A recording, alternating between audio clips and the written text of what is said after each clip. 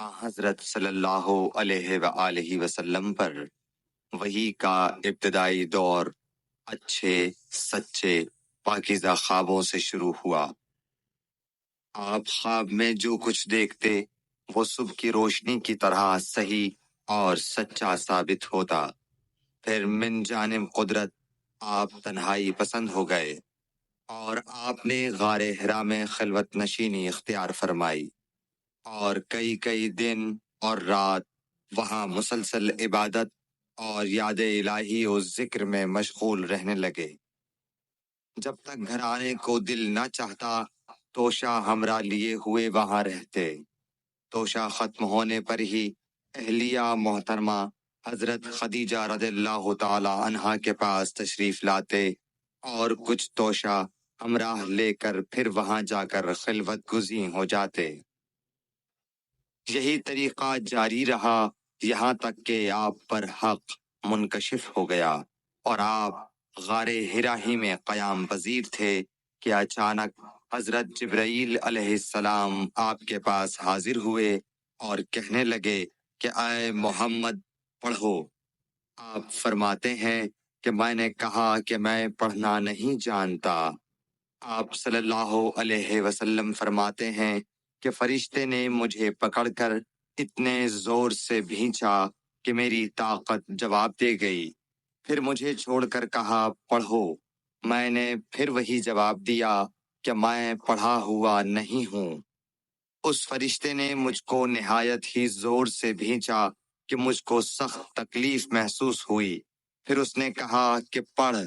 میں نے کہا میں پڑھا ہوا نہیں ہوں۔ فرشتے نے تیسری بار مجھ کو پکڑا اور تیسری مرتبہ پھر مجھ کو بھینچا۔ پھر مجھے چھوڑ دیا اور کہنے لگا کہ پڑھو اپنے رب کے نام کی مدد سے جس نے پیدا کیا اور انسان کو خون کی پھٹکی سے بنایا۔ پڑھو اور آپ کا رب بہت ہی مہربانیاں کرنے والا ہے۔ بس یہی آیتیں آپ حضرت جبرائیل علیہ السلام سے سن کر اس حال میں غار حرا سے واپس ہوئے کہ آپ کا دل اس انوکھے واقعے سے کانپ رہا تھا۔ آپ حضرت خدیجہ کے ہاں تشریف لائے اور فرمایا کہ مجھے کمبل اوڑھا دو، مجھے کمبل اوڑھا دو۔ لوگوں نے آپ کو کمبل اوڑھا دیا۔ جب آپ کا ڈر جاتا رہا تو آپ نے اپنی زوجہ محترمہ حضرت خدیجہ رضی اللہ تعالی عنہا کو تفصیل کے ساتھ یہ واقعہ سنایا اور فرمانے لگے کہ مجھ کو اب اپنی جان کا خوف ہو گیا ہے۔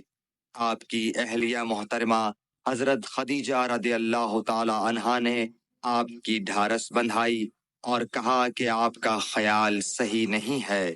اللہ کی قسم آپ کو اللہ کبھی رسوا نہیں کرے گا۔ آپ تو اخلاق فاضلہ کے مالک ہیں۔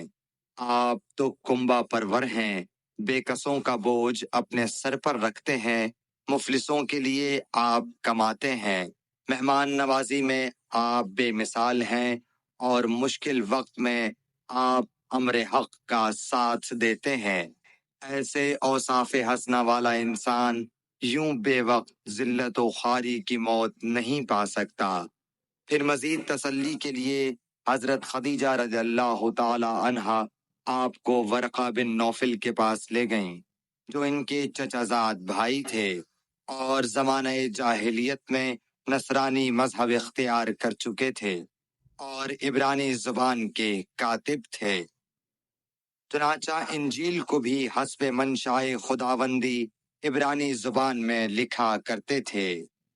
انجیل سریانی زبان میں نازل ہوئی تھی، پھر اس کا ترجمہ عبرانی زبان میں ہوا۔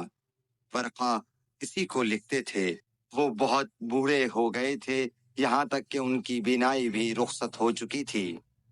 حضرت خدیجہ رضی اللہ تعالی عنہا نے ان کے سامنے آپ کے حالات بیان کیے اور کہا کہ اے چچا زاد بھائی، اپنے بھتیجے محمد صلی اللہ علیہ وسلم کی زبانی ذرا ان کی کیفیت سن لیجئے۔ وہ بولے کہ بھتیجے آپ نے جو کچھ دیکھا ہے اس کی تفصیل سناؤ۔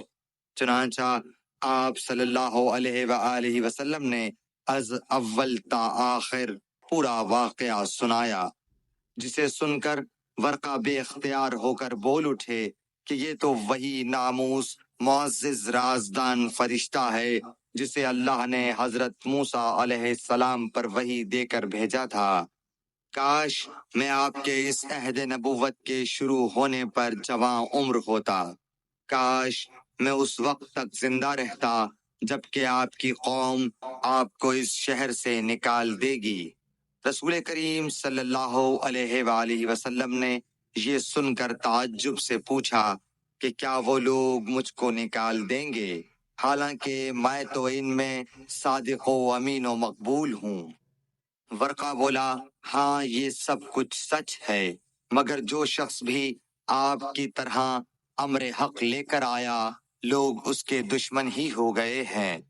اگر مجھے آپ کی نبوت کا وہ زمانہ مل جائے تو میں آپ کی پوری مدد کروں گا، مگر ورقہ کچھ دنوں کے بعد انتقال کر گئے، پھر کچھ عرصے تک وحی کی آمد موقوف رہی۔ صحیح بخاری حدیث نمبر 3۔